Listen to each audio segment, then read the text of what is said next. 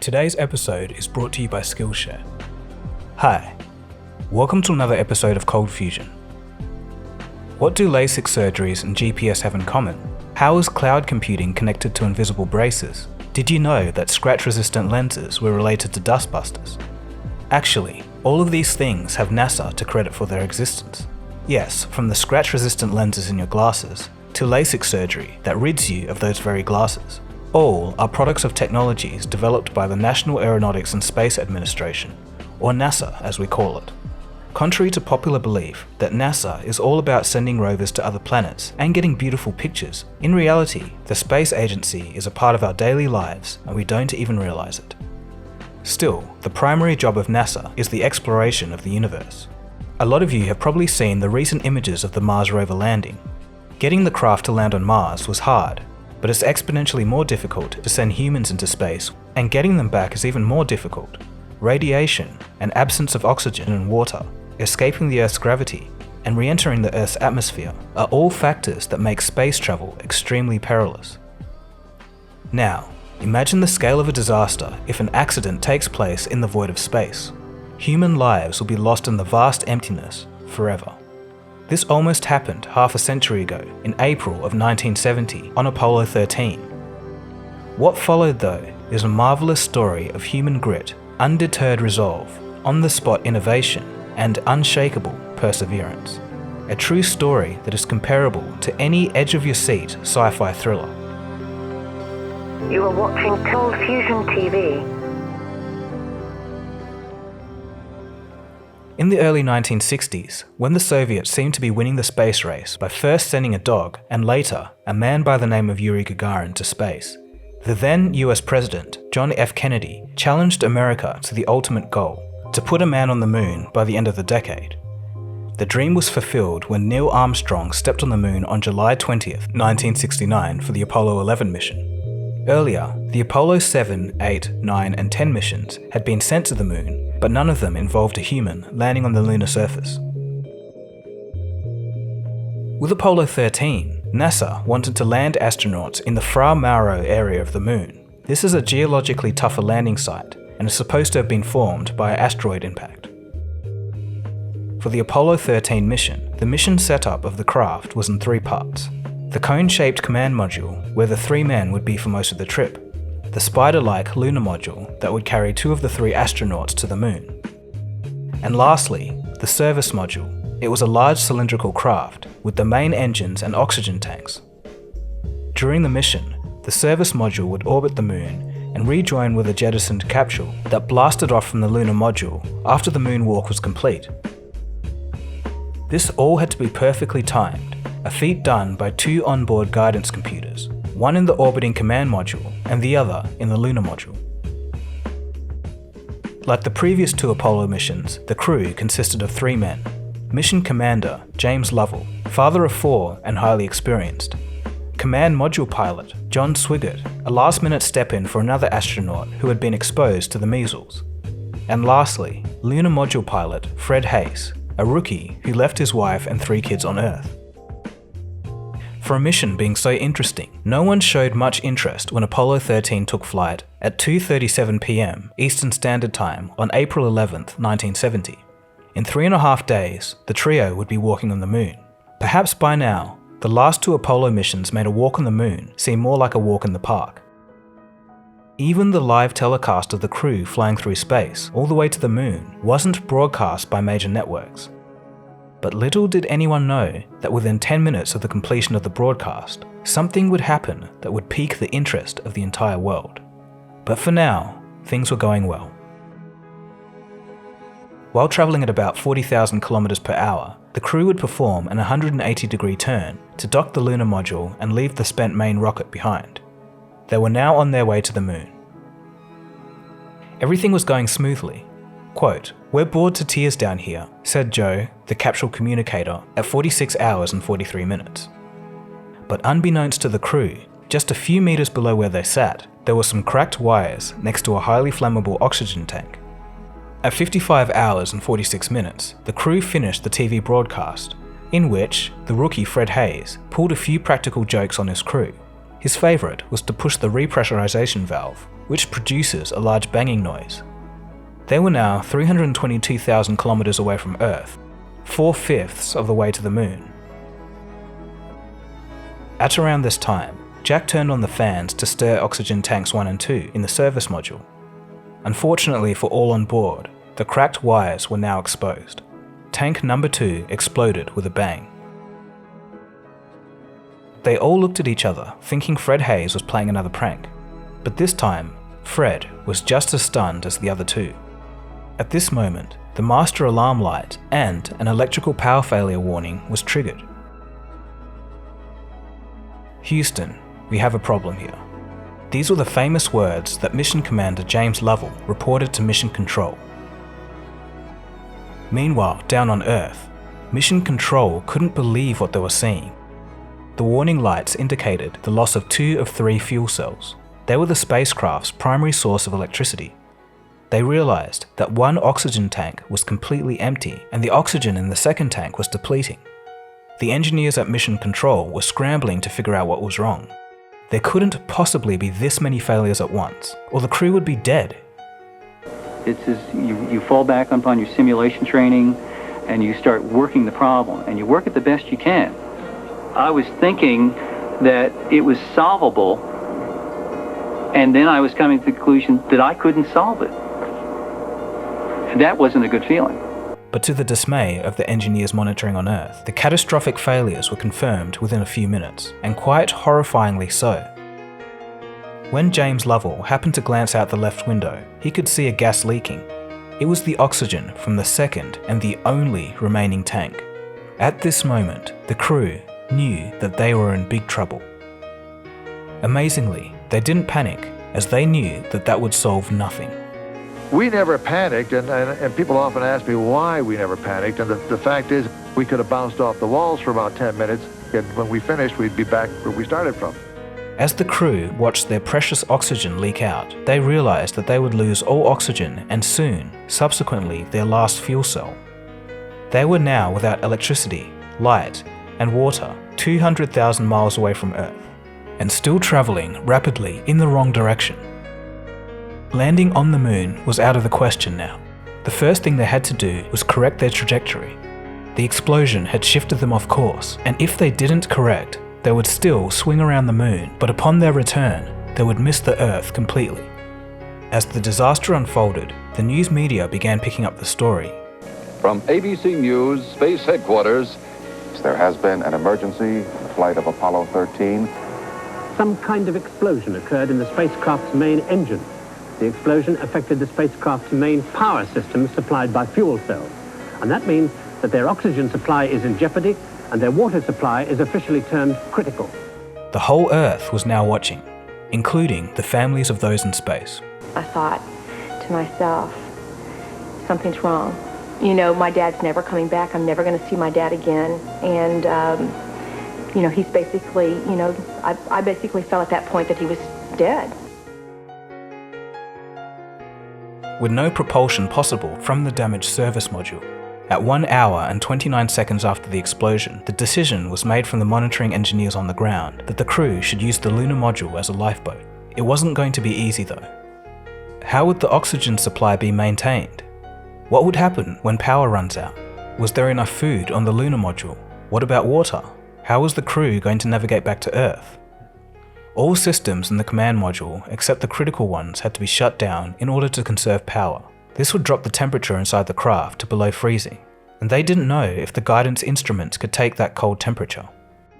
The guidance system is like your eyes and your foot on the throttle and your hands on the steering wheel. It's the information that gives you the ability to, if you will, steer from one point to another. And so the question was, would the instruments be able to take the cold temperature? With only 15 minutes of power and oxygen left in the damaged service module, they all made their way to the lunar module. Thankfully in all of this, there was one bright spot. Surplus oxygen in the lunar module, but only for a while. It wasn't an ideal situation, but it was going to have to do. LM was a flimsy-looking, spidery-type vehicle. The crew compartment had no amenities whatsoever. It didn't even have seats. The skin of the crew compartment was about 12 thousandths of an inch thick aluminum. That would be like 3 layers of Reynolds wrap put together. You could easily, if you were careless, put your boot or your foot right through that wall. Yes, that's right. If someone moved their foot the wrong way, it could puncture the craft and their oxygen could escape, and they'd all die. Meanwhile, on the ground, the manufacturers of the lunar module were hard at work calculating how long it could support the life of 3 people instead of 2, as it had originally been designed. They calculated 2 days, but how long would it take for them to get home? Nobody knew yet. So the main question still remained: how do you bring the 3 men back home? They had 2 options. The crew could use the main engine to try and get back to Earth as quickly as possible, but run the risk of engine failure. Or they could take an extra 1 to 2 days to use the moon's gravity and fling them back towards Earth. They decided to go for the second option. They were going to go around the moon. This involved using the lunar module's rocket, which was never designed for this purpose, but even less so with the command module still attached. The center of gravity was now completely off, so the controls no longer corresponded to the inputs given. If you tried to turn left, it would pitch up, or if you tried pitching down, it would go to the right. It was like flying a fighter jet, but with all the control labels switched. They had no choice but to try. A 35-second rocket burn was carried out to speed up the craft, but the calculations made back on Earth said that they would run out of power and water before coming home. They needed more speed. But how were they going to figure out how to get up to speed? The onboard computer was very primitive. For context, this was a year before Intel had invented the CPU microprocessor. The Apollo computer could only store a few thousand numbers in RAM, and its power was orders of magnitude less than even a basic Nokia phone from decades ago. Because of this reason, all the calculations had to be done on the ground, and the instructions radioed back about when to fire the rocket, at exactly what power level, and for how long. The crew had to copy the instructions precisely before they lost radio contact when they travelled behind the moon. The calculations suggested that a burn of 5 minutes would cut 24 hours off the travel time, but it might not have been enough. After the first hour or so, as we began to gather the data, and we saw that those data points, heading down, it became obvious that within, an hour or so that we weren't going to make it at that rate. The biggest power consumer on the lunar module is the guidance system. Merritt feels it's essential to turn it off, but Lunny and Krantz feel just as strongly it has to stay up and running so the crew can position the ship. Glenn, if we don't get this thing powered down, we're not going to make it. And, of course, Glenn was receptive and said, well, let's see your data. Once you looked at the data and the data was coming in, it was obvious we weren't going to make it. They decided to leave the guidance computer on for now, and then turn everything off and float to Earth in below freezing temperatures for 3 days. To conserve water, the crew had to cut down their intake to about 1/5 of normal. Worse, they were requested to not eject urine into space so they wouldn't disturb the flight's trajectory. This meant that the crew had to store their waste in bags and practically stop drinking water. They became dehydrated, cold, sleep-deprived, and Fred Hayes developed a bladder infection and then a fever. The other 2 crew members would wrap their bodies around him to keep him warm. They were miserable. By now, the entire world was following the updates of Apollo 13. If I may be serious for one moment and ask the entire audience for a moment of prayer for the crewmen of the Apollo 13. We'll hold silence for a moment, please. Countries offered help, and people across the globe prayed. The world watched as a dangerous adventure unfolded, an adventure that wouldn't be paralleled by any other in years to come. But even so, there were even more problems. The 3 men were creating excess carbon dioxide that needed to be expelled or they would suffocate.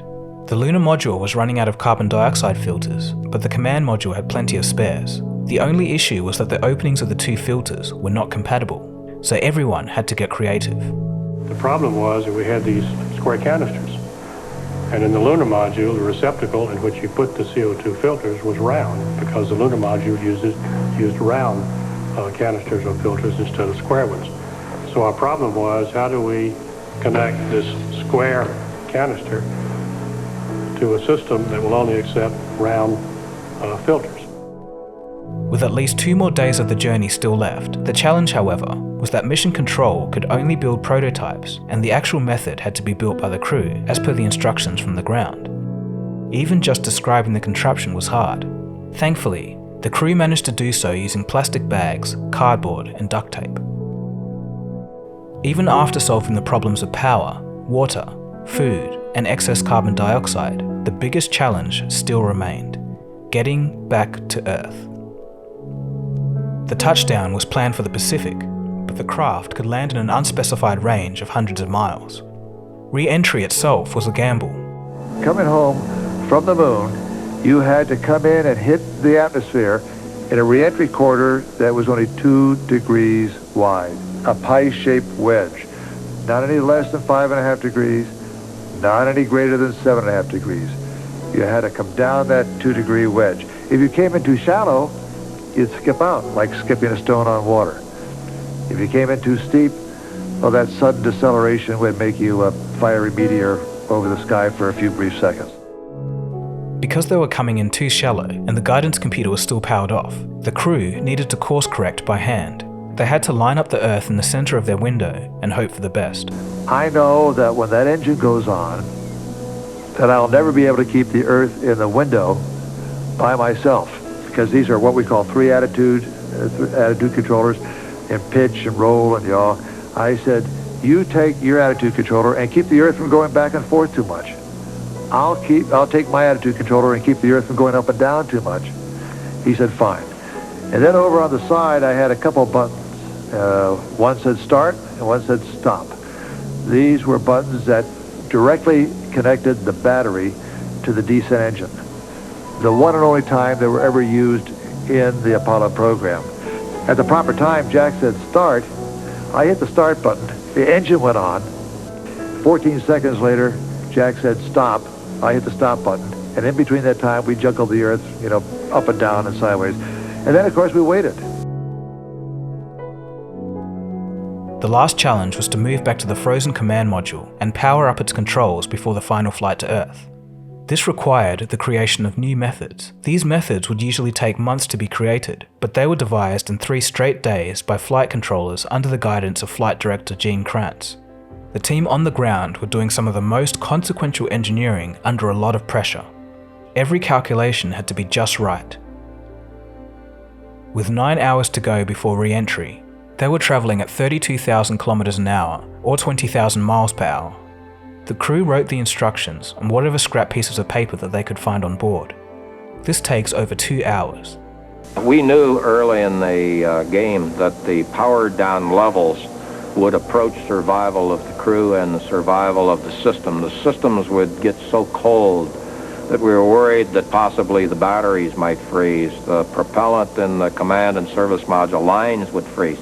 There was a good chance we would get the combined spacecraft home, but when we brought up the command and service module, it would be non-functional. It was the end of the road. But to everyone's relief, as the crew threw the switches to power up the command module, everything booted up. The components had withstood the cold temperatures far beyond their design limits. The crew jettisoned the service module. As the service module drifted away, for the first time, they could see the true extent of the disaster. The whole side had been blown off in the explosion. But now there was another risk. There was a possibility that their heat shield could have been affected by the explosion.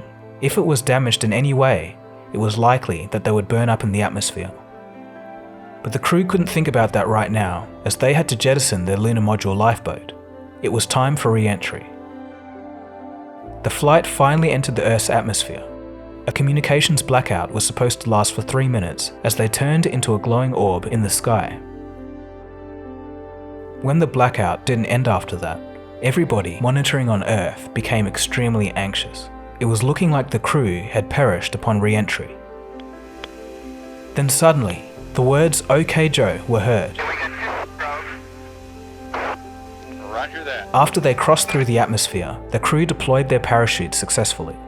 They had done it. A huge sigh of relief could be felt by all. Finally, they splashed down in the Pacific Ocean on April 17th after 142 hours, 54 minutes, and 41 seconds of a perilous journey. All 3 flight members got home safe, and 1 million prayers from around the globe had been answered.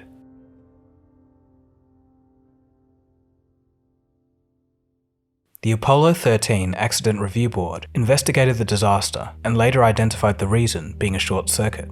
It was discovered that when fuel tank number 1 was modified to be fitted in the Apollo 13 spaceflight, the voltage to the heaters in the oxygen tanks were raised from 28 volts to 65 volts DC.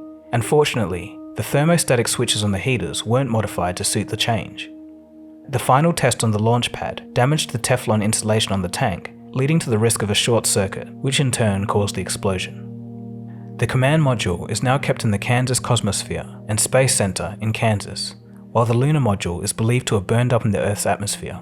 The 3 crew members didn't get a chance to land on the moon again, but mission commander James Lovell became the first person to travel to the moon twice. Even though Apollo 13 couldn't complete its mission of landing on the moon, it's called a successful failure. A successful failure because NASA managed to bring the entire crew safely back to Earth on a damaged spacecraft. The mission gave several lessons to the space agency in terms of engineering and spacecraft design. This ensured future successes of Apollo missions. The story of Apollo 13 showcases the best of engineering and thinking on one's feet. Bringing 3 men back home from 200,000 miles out in space is a story for all time. If you do enjoy this channel, then I'm sure you enjoy learning, and a great way to do that is Skillshare. Skillshare is an online learning community with thousands of inspiring classes. It's a place where you can learn new skills or develop existing interests.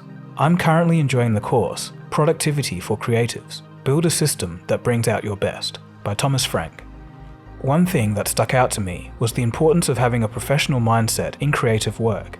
This simply means putting systems in place to get the work done. In the course, Thomas references an interesting quote by the author, James Clear. Quote, "You do not rise to the level of your goals, you fall to the level of your systems." So whether it's launching men into outer space or doing creative work at home, yeah, it turns out that systems are important. Whether you're looking to fend off boredom or focus on self-care through creativity or just want to get more work done, Skillshare has you covered. The first 1,000 people to use the link in my description will get a free trial of Skillshare Premium membership, and after that, it's only around $10 a month. So thank you so much for watching, and also thanks for all the comments from my podcast appearance that I linked in the bottom of the last episode. They all really mean a lot. So next on the channel, I have some interesting stuff coming up, such as the origins of Bitcoin, and also what all the fuss is between the Australian government and big tech, so stay tuned for that.